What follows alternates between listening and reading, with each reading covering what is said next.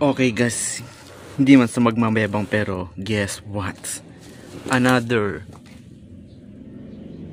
no video, no return, no refund.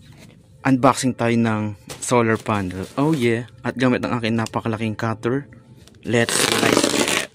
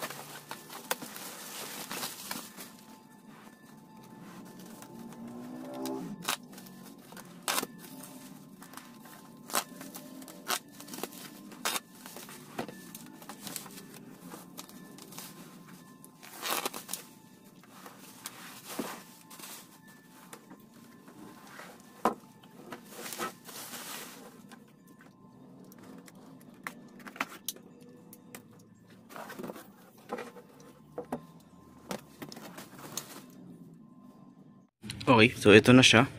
Another 100 watts panel. Check natin yung specs sa likod.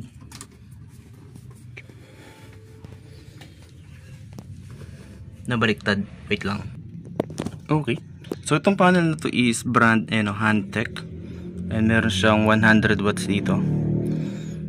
18.69 volts, 5.41 amps. Open circuit 22. And kaya niya up to 1000 volts DC. So medyo okay. Dimension 770 by 670. And yan siya. Yan specs. So okay siya. Pwede ko siyang iduktong sa aking current setup.